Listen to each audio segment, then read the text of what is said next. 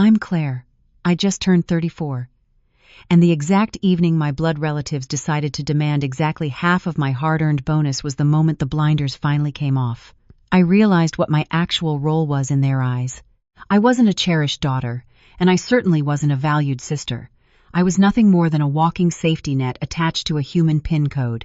I had barely crossed the threshold of my childhood home for our annual holiday gathering, yet the atmospheric pressure in the room was already suffocating like the eerie stillness right before a Category 5 hurricane hits. We hadn't even made it to the dinner table when I caught that highly recognizable, predatory glance darting across the living room. It's that specific stare that silently translates to, "You possess something I desire, and I am fully prepared to make it your ultimate burden." The truly insane part? I actually tried to gaslight myself into thinking I was just being overly paranoid. I desperately wanted to believe that, for once, I could share a single piece of good news without it instantly morphing into a hostile family boardroom negotiation. But then, a vivid premonition flashed behind my eyes. I pictured the inevitable, the trembling voices, my parents suddenly dubbing me the logical one as they pleaded with me to patch up their leaky financial boat, and me, just standing there composed, impenetrable, and finally refusing to play the game. That mental image of my own detachment should have terrified me. Strangely, it washed over me like pure relief. Deep within my bones, I knew the storm was unavoidable. This financial windfall wasn't viewed as a reward for my 80-hour work weeks. To them, it was an audit. A calculated test to see if I would crumble under pressure like a cheap lawn chair, just as I historically had. As I plastered on a polite smile and took my seat, I couldn't shake the chilling certainty that my success was about to be put on trial. The verdict would determine if I was a team player, or if I would instantly be branded as heartless and selfish simply because I am single while others chose to have kids. But before I reveal the cruel words my father screamed, the exact assets they attempted to siphon from my life, and the explosive fallout the second I walked out their front door, I have a quick question for you. What time is it where you are right now, and what city are you listening from? I genuinely want to know how far across the map this cautionary tale reaches. The meal kicked off exactly the way it always did. Conversations that felt like walking barefoot on broken glass, compliments laced with hidden critiques, and this quiet, invisible ledger where everyone pretended to be making casual jokes, but every word was a calculated entry. I kept my posture relaxed, my voice steady, and my expression completely neutral. In my household, showing even a hint of genuine vulnerability was like bleeding in a shark tank. You instantly became the main course for the evening. I didn't parade my recent financial win around like a shiny trophy. I brought it up the way any normal person mentions a career milestone to people who are theoretically supposed to root for them. "It's been a grueling quarter," I said, pouring a glass of water, "but the 80-hour weeks paid off. I got a substantial bonus." I anticipated a polite nod, a brief good job, or maybe a half-hearted clinking of glasses. Instead, the entire gravity of the dinner table shifted. My mother's gaze darted to my father, her eyes narrowing in silent, rapid calculation. And my sister, Jessica. God, Jessica didn't even bother faking a congratulatory smile. She leaned back in her chair like an actress waiting for her spotlight, her lips twisting into that deeply unsettling, satisfied little smirk. It was the exact same smirk she wore at 7 years old, right before she'd snatched my favorite toy. "So," she drawled, dragging the syllable out like a predator playing with its food, "how big of a payout are we talking about, Claire?" I tried to brush it off, playing it vague. "It's decent. Just a nice bump." She let out a sharp, mocking laugh, as if I had just delivered a punchline. "Decent? That is so cute. You always do this little modest routine, downplaying everything, acting like we don't know you're sitting on a pile of cash now." My stomach tied itself into a familiar knot, but I kept my tone deadpan. "It's not just cash. It's compensation for giving up my weekends for 6 months. I earned it." "Exactly," she snapped back. The transition from playful teasing to absolute hostility was so seamless, so practiced, it felt entirely rehearsed. "Which means you can share it." I blinked, genuinely thrown off. "Share it?" She gave a casual shrug, like she was asking me to pass the salt. "Half. Just give me half." The word hit the porcelain plates like a lead weight. "I have kids," she continued, her voice growing louder, feeding off the stunned silence in the room. You're single. You don't have real expenses. You don't need it the way I desperately do. I sat there, waiting for the adults in the room to intervene. I waited for my father to step in and say, "We don't covet other people's paychecks." I waited for my mother to actually parent. Instead, my mom slowly nodded. She actually agreed. "She makes a fair point," my mother stated, using that eerily calm, diplomatic voice she reserves for when she's about to be incredibly ruthless. "Family provides for our own. In this house, stepping up isn't a favor. It's expected." Jessica's eyes locked onto mine, practically glowing with entitlement and triumph. This wasn't a request. It was an established, deeply is, less than B is greater than toxic is less than B is greater than ritual. The historical blueprint of our relationship laid itself out in my mind with sickening clarity. Jessica initiates a crisis. My parents validate her victimhood. I am immediately cast as the villain, if I dare to protect my own peace. It had happened relentlessly with my weekends, my sanity, and my personal possessions. I vividly recalled a Tuesday 3 years ago when she borrowed my credit card for emergency baby formula, only to return with 2 designer shopping bags and a premium phone case. When confronted, she weaponized her tears, wailing that I was attacking a struggling mother. My parents didn't ask to see the store receipts. They simply asked why I was keeping score. Tonight felt exactly like that Tuesday, just with much higher stakes and far sharper teeth. I placed my silverware down on the tablecloth, the metallic clink echoing loudly. "No," I said. One clean, razor-sharp syllable. Jessica's triumphant smirk violently twitched. My mother's face pulled taut as if I had just thrown a glass of ice water at her. And my father, who had been sitting quietly acting as the silent overseer, finally entered the ring. "You are being incredibly selfish," he barked, his voice escalating rapidly, that familiar patriarchal anger snapping into its designated place. "You only think of yourself." The dining room went completely dead, as if the walls themselves were holding their breath. In that frozen second, the ultimate truth hit me. This aggressive is less than B is greater than demand is less than AB is greater than wasn't actually about the money at all. It was about ownership. It was about establishing who I belonged to and who held the supreme right to harvest the fruits of my labor. I looked at my sister, then shifted my gaze to the 2 people who raised me. And for the very first time in my adult life, I didn't feel a single drop of guilt. I felt absolute, blinding clarity. "You want a piece of my paycheck?" I asked, slowly pushing my chair back and standing up to my full height. "Then here is exactly what you are going to get instead." My final answer: no. "And I am officially done acting as this household's personal financial fund." Jessica scoffed loudly, but there was a distinct, fragile crack in her tone, a frantic flicker of panic she desperately tried to mask. My mom's voice dropped to a freezing temperature. "Sit down, Claire. Do not embarrass us like this." My dad pointed a thick finger at my chest, trying to command me the exact way he used to when I was a terrified 16-year-old. "You walk out that front door tonight, and you will regret it." I didn't argue. I didn't plead for their understanding. I didn't negotiate my worth. I simply grabbed my wool coat off the hallway rack, gave them one last lingering look, and walked out into the freezing night. I swear, the millisecond that heavy mahogany door clicked shut behind me, the crisp outdoor silence felt like pure oxygen. Then, my phone vibrated in my pocket. Once, twice, a relentless buzzing. Because the very second I crossed that threshold, the power dynamic inside that house shattered. They realized I had finally cut the strings, and it was already far too late to reel me back in. The biting winter air didn't instantly soothe my racing heart. It amplified every single sensation. My fingers were visibly trembling, not from the freezing temperature, but from the raw, unadulterated adrenaline of finally committing the one unforgivable sin my family despised the absolute most, rejecting my assigned role. I marched down the cracked asphalt driveway like a survivor fleeing a collapsing building. Halfway to my frozen car, the heavy thud of the front door swinging open echoed behind me. "Claire!" my mom shouted into the darkness.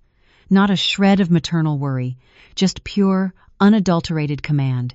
It was the exact tone that signaled, *, get back inside and be a manageable daughter, *. I didn't break my stride.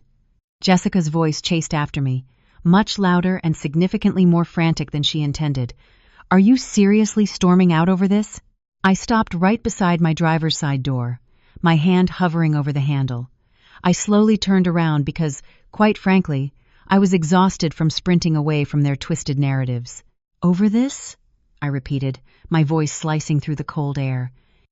You just demanded half my bonus like it was back rent I supposedly owed you. She threw both hands up in exaggerated exasperation. You are acting like I'm committing armed robbery. I am just asking for a little help. No, I fired back, and the deadpan steadiness of my own voice startled even me, flat, final, and devoid of any emotion. You are asking for pure entitlement, poorly disguised as a desperate need. My mother stomped down the porch steps, her cardigan flapping open, looking deeply offended that I had forced her to step outside into the cold.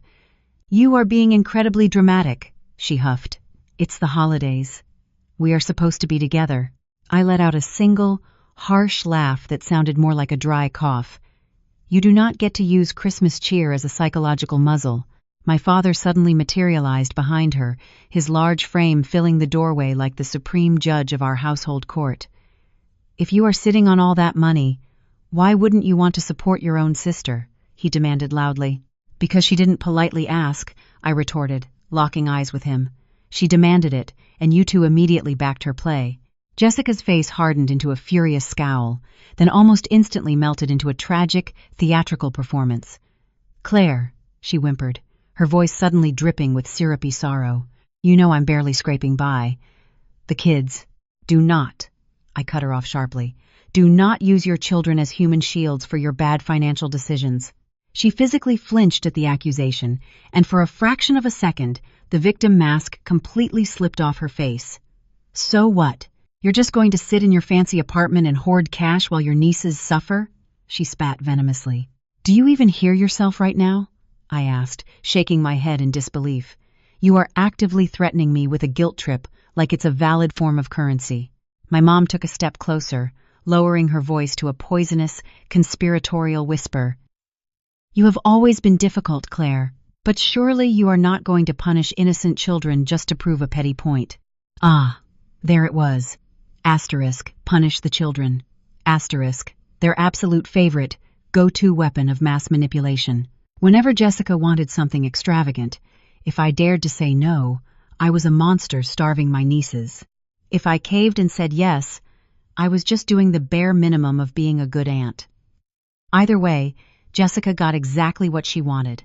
Suddenly, a massive, invisible lock turned inside my brain with a resounding click.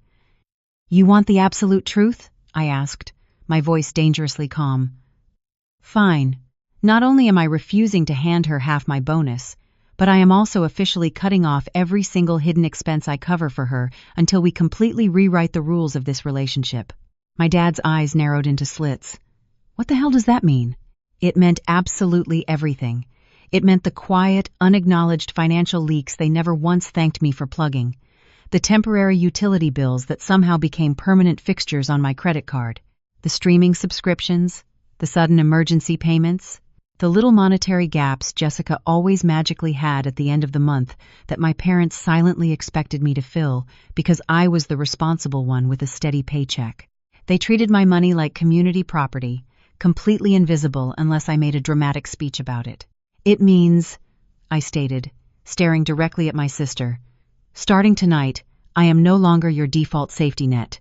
If Jessica needs financial assistance, she can approach me like a functioning adult with a concrete budget, a repayment plan, and actual respect.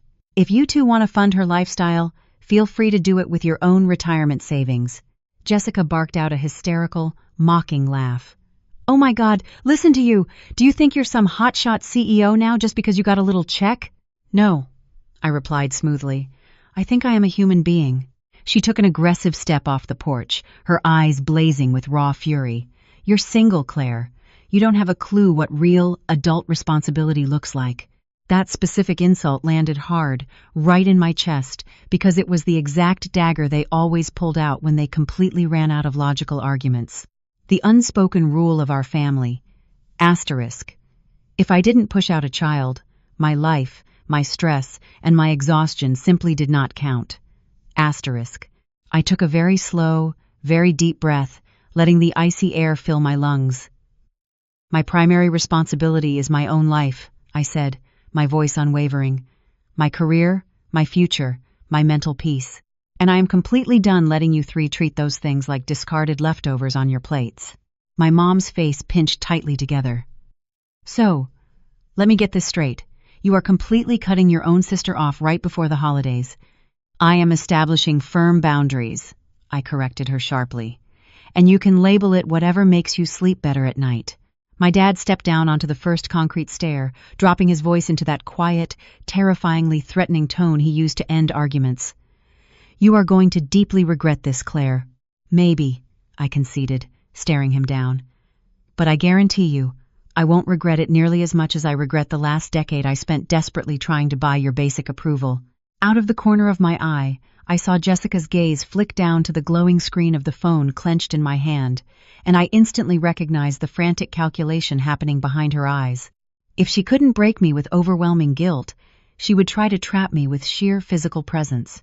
"You are not getting in that car until we settle this right here," she commanded, stepping in front of my bumper as if her words alone could physically detain me. I stared at her, then shifted my gaze to my parents, standing awkwardly on the porch. In that exact moment, I realized the ultimate revenge they truly feared wasn't me screaming or throwing a tantrum on the lawn. It was me simply walking away in complete silence. So, I reached out and yanked open my car door. "Watch me," I challenged softly. And right then, standing in the freezing driveway under the harsh glare of their yellow porch light, I did something incredibly small but surgically precise. Something devoid of theatrical drama, yet utterly devastating. I unlocked my phone, opened my banking app, and navigated straight to the scheduled transfers. With one swift tap of my thumb, I completely disabled the autopay I had quietly set up 8 months ago for a massive utility bill Jessica claimed she temporarily couldn't handle. One single tap on a glowing screen. That was all it took to sever the financial cord. My sister didn't know the money was gone yet. My parents didn't know the well had officially run dry. But the invisible countdown clock started ticking right then and there, while they still foolishly believed they could shame me back into my designated corner of obedience. I slid into the cold leather driver's seat, cranked the engine, and threw the car into reverse, backing out onto the street while my mother desperately shouted my name into the night like it was a choke chain. And as I drove away, leaving that warm, brightly lit house shrinking in my rearview mirror, I knew the devastating consequences of my single tap were already quietly loading in their bank accounts. I didn't step on the gas to peel out like a teenager, nor did I drive aimlessly for hours. I just desperately needed a quiet vacuum, a space entirely devoid of their overlapping voices, constantly trying to rewrite my reality. I pulled into a deserted, poorly lit grocery store parking lot about 15 minutes away from my childhood home. It was the kind of desolate place where the world feels completely paused, and I just let my trembling hands rest heavily on the freezing steering wheel until the adrenaline finally began to ebb away. That's the exact moment my phone screen illuminated the dark cabin of my car again. It wasn't my furious parents. It wasn't my frantic sister. It was a completely different name popping up: Sarah. Sarah was the sole person in my life who actively refused to let me shrink myself down just to make other people feel comfortable. She was my anchor, my closest confidant, the one individual who actually knew the unedited, brutal history of my upbringing, not just the sanitized, picture-perfect version my parents peddled at dinner parties. I swiped right to answer, and before I could even manage a weak hello, she cut straight to the chase. "Where are you right now?" she asked, her voice steady and sharp. I let out a ragged exhale, feeling as though my lungs had been suffocating on a heavy secret for decades. "I left." I breathed into the receiver. "Good," she replied instantly. Not a single second of hesitation. "Walk me through exactly what just went down." I gave her the rapid-fire, condensed version of the nightmare. The casual mention of the bonus, Jessica's immediate, aggressive demand, the sickening chorus of "we're family," and the terrifying speed at which my father's face morphed from passive to furious, the exact second I dared to say no. Sarah didn't gasp in horror. She didn't offer empty platitudes like, "But Claire, they're your parents." Instead, she asked a question that shifted the entire tectonic plate of my mindset. "Okay, so what is your actual play here?" That specific phrasing hit completely different. Not, Asterisk, how do you grovel and fix this mess? Asterisk, but, asterisk, what tactical move do you execute next? Asterisk, I stared blankly out the dark windshield at a flickering street lamp. I don't want to wage a war, I admitted softly, rubbing my temples. I physically cannot keep functioning as their personal ATM. Sarah's tone softened slightly, but the underlying steel remained. Then you stop. And I don't mean in theory, Claire. I mean in actual, tangible practice. I swallowed hard, the familiar lump of guilt rising in my throat. It's never that simple with them. It absolutely is, she fired back. It is just deeply uncomfortable. And for 34 years, you have been systematically trained to confuse basic discomfort with actual danger. That single sentence was so devastatingly true, it made my chest physically ache. They are going to weaponize my nieces, I whispered, voicing my deepest fear. They'll say I'm starving the kids. Sarah's response was immediate and clinical. Jessica chose to have children. Therefore, Jessica is solely responsible for funding their lives. Full stop. Your parents are solely responsible for the toxic boundaries they actively refuse to enforce on her. Full stop. I slumped back against the headrest, rubbing my forehead. What if they completely cut me out of their lives? Sarah let out a short, dry laugh that echoed in the quiet car. Claire, sweetie, they don't actually have times you. They just have unrestricted access to your wallet, and you have been willingly handing them the master key for years. A heavy silence stretched between us. Then, she shifted into full strategist mode. Listen to me very carefully. If you genuinely want to end this cycle tonight, you need a concrete, actionable plan that does absolutely not rely on 3 narcissists suddenly growing a conscience. I blinked, my brain struggling to catch up. A plan? Yes, a plan, Sarah insisted, like a hostile corporate takeover. Step 1. You lock every single aspect of your finances down immediately. No more auto-pay schedules for anyone else's bills. Step 2. You permanently stop discussing your income with them. No more salary updates. No more bonuses. Nothing. Step 3. If they are currently using your name or identity for absolutely anything, joint accounts, random subscriptions, co-signed leases, you sever it completely. My stomach performed a sickening drop. They aren't using my name for anything. Sarah paused for a beat too long. Are you 100% positive about that? And suddenly, a bizarre memory from several months ago violently surfaced in my mind. A bizarre, rushed phone call where Jessica frantically asked for my social security number, claiming it was for some obscure school emergency form for her eldest daughter.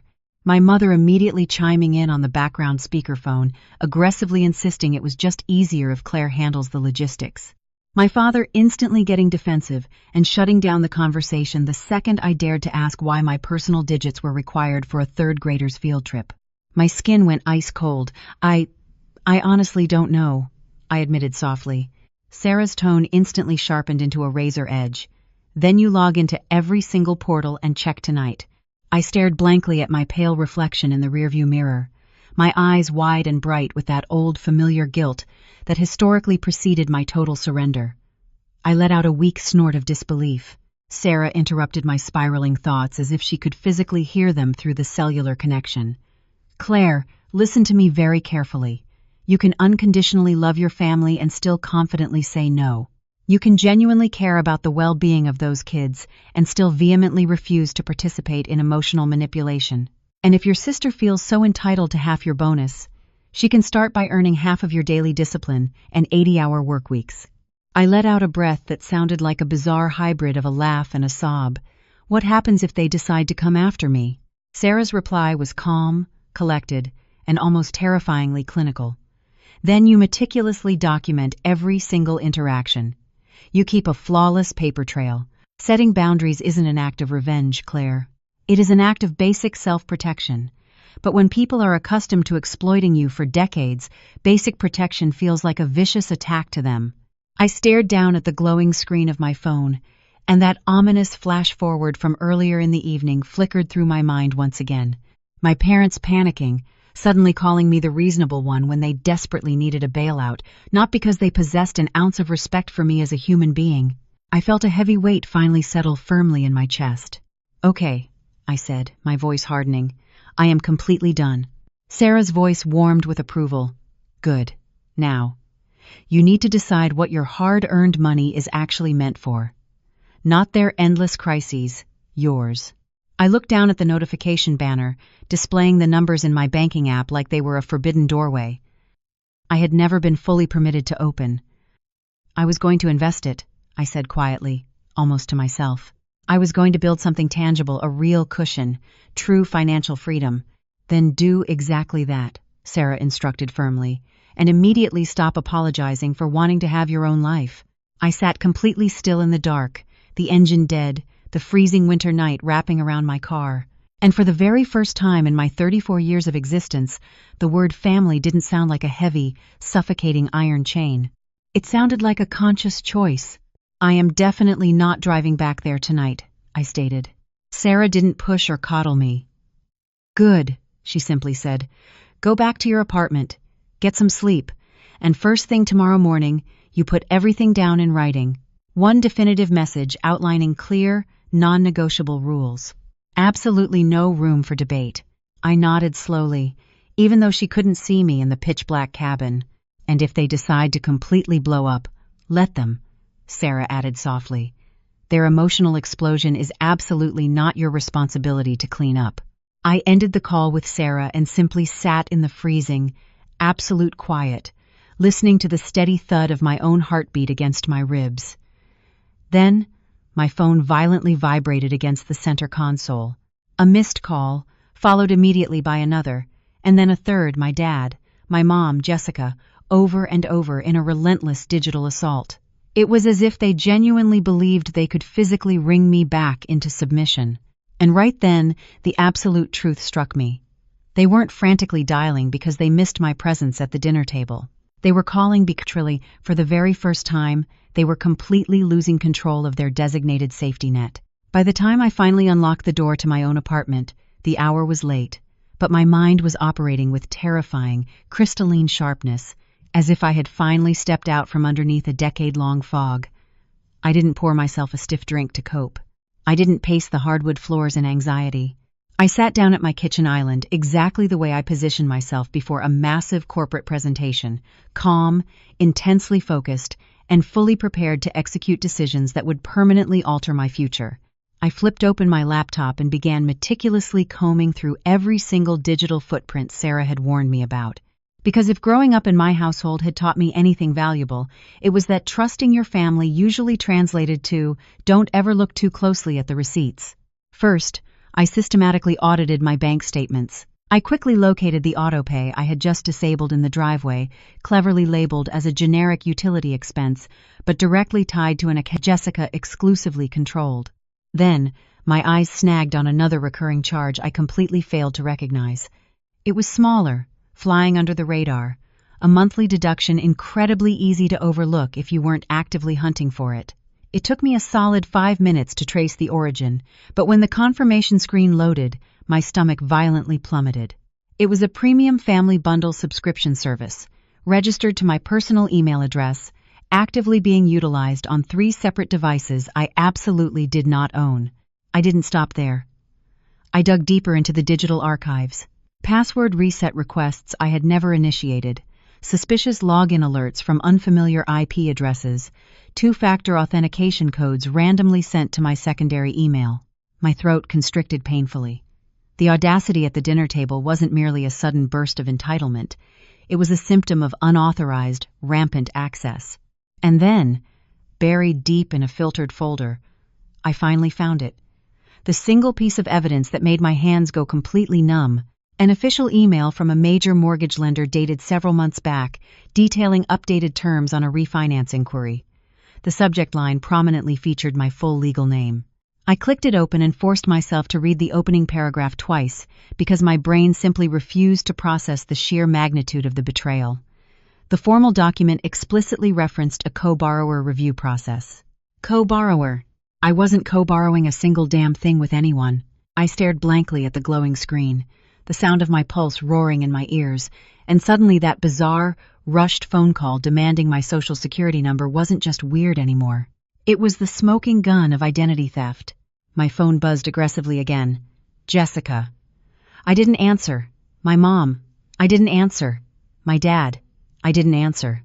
I was absolutely not going to engage in a screaming match on their chaotic schedule. I was going to execute my response on mine. I immediately changed every single password email, banking, investments, everything. I activated maximum two-factor security protocols across the board. I pulled my official credit reports through the secure channels available to me and instantly froze my entire file, because whatever massive financial crater they were actively digging, I absolutely refused to be buried in it. Then, I opened a blank message window and drafted one single text to the family group chat.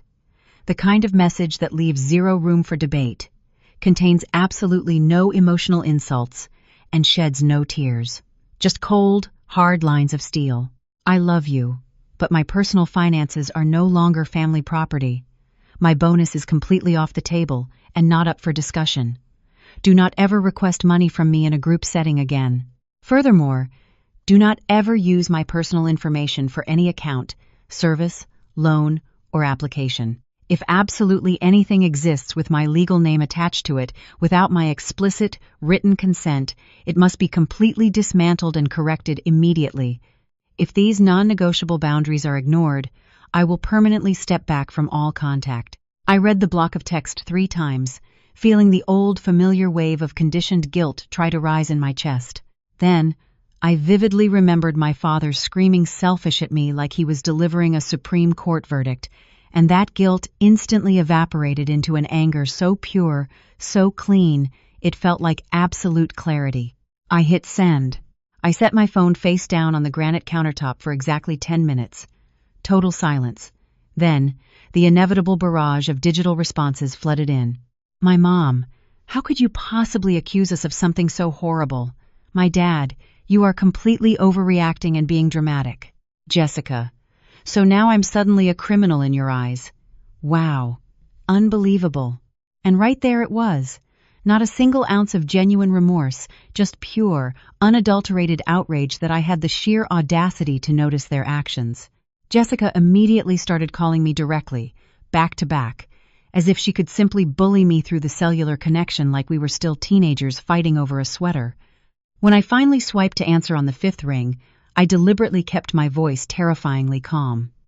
What? I asked flatly. She didn't open with, "Are you okay?" She opened with a venomous hiss. "You completely embarrassed me in front of Mom and Dad." I almost let out a genuine laugh. "You aggressively tried to demand half of my bonus at the dinner table," I reminded her. "You embarrassed yourself." Her voice tightened defensively. "I was just asking for a little help." "You were issuing a demand," I corrected her coldly. "And now, I am actively asking for something. Tell me exactly why my legal name miraculously appeared on a refinance email." A beat of silence stretched over the line, just a fraction too long. Then, she let out a loud, exaggerated scoff. "Oh my God, so you're actively spying on us now." I felt my jaw clench so hard my teeth ached. "Answer the damn question, Jessica." She exhaled sharply, instantly slipping into that highly practiced, familiar victim tone she used whenever she was cornered. "I didn't do anything malicious. Mom and Dad were just simply exploring some options. It's really not a big deal at all." My blood ran completely cold in my veins. "Options," I repeated slowly. "Options actively involving my personal credit score." She snapped back defensively. "You are making us sound absolutely evil. We were just trying to keep the house stable." And there it finally was. The sickening plot twist. The dinner table confrontation wasn't just a random, greedy request for charity. It was a calculated leverage move. A strategic pressure test for a much larger, far more devastating goal. "What exactly did you do?" I asked, my voice dropping to a dangerous whisper. She hesitated again, the bravado slipping. "Nothing serious," she muttered defensively. We just put your name down to see what kind of rate we'd qualify for. We absolutely didn't finalize anything." I gripped my phone so tightly my knuckles turned completely white. "You actively used my highly sensitive personal information without my explicit written permission," I stated, my voice remaining eerily calm, which somehow made the reality of the situation even more terrifying. "Do you even remotely comprehend how legally serious that actually is?" She snapped instantly, reverting to anger. Don't you dare lecture me like you're somehow better than me. I am not better than you, I replied evenly. I am just not legally reckless. Right on cue, she started audibly crying into the receiver.